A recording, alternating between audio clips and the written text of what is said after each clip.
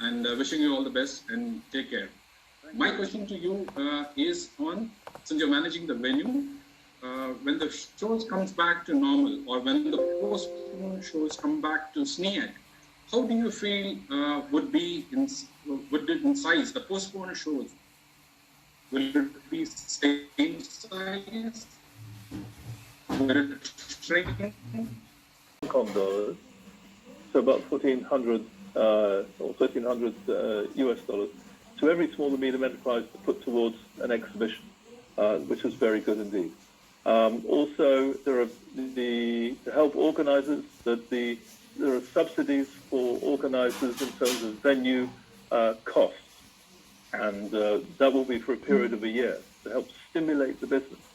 The Hong Kong Tourism Board, CDC, Invest Hong Kong have a lot of cash to spend, and we are talking at the moment with all of them in terms of the relaunch of the business, and that's what we need to do, not only here, but also in the region. I'm sure that Thailand, TSEB, also in Singapore, software is very different, and there are some interesting software positions out there, and no doubt some people are looking at how to make that work, and I think it can be, and it's something alongside a show, but for those shows who are not taking place for 1 or, who knows, 2 years, it's a viable alternative.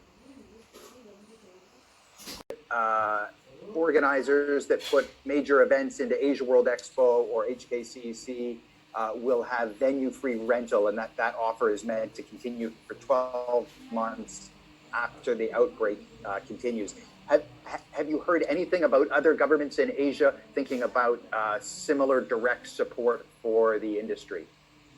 No, I haven't seen any as yet. I know that some of them are discussing them, but they're looking at what is going on. So, which is why I say, for the first time, I think for many years, Hong Kong has actually taken the initiative and said, this is what we're going to do. And that's certainly a very good initiative.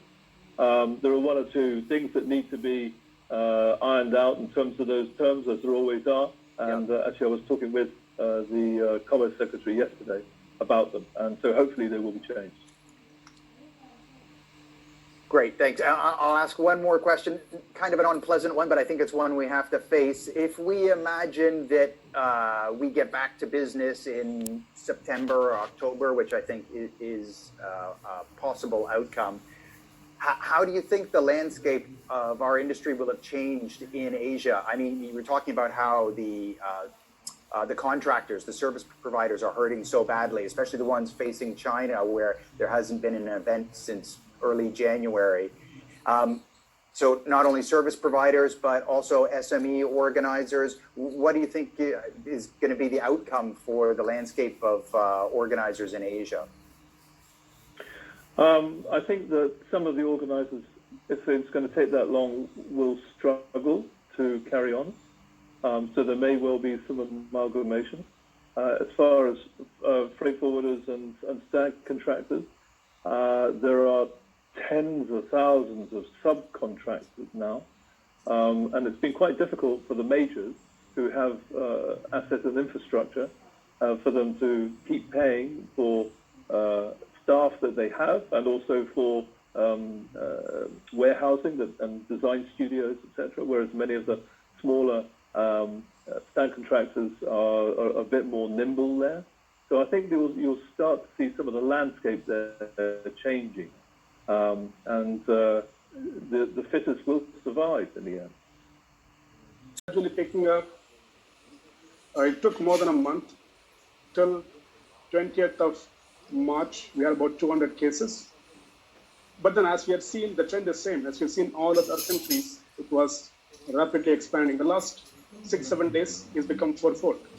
Okay, it's more than 750 in terms of number today. And we have seen the number of deaths increasing as well. Though the numbers are not really big, the way we have seen in some of the other markets, countries, but the trend is certainly the same, and is very, very alarming. So government got into this in a very strong way. The central government, as well as all state governments, Okay, we are seeing this first time in a very, very coordinated manner, led by the Prime Minister himself. So the Prime Minister addressed the nation the last 2 days twice. We call us public curfew on last Sunday. So the PM called for everyone to support onwards.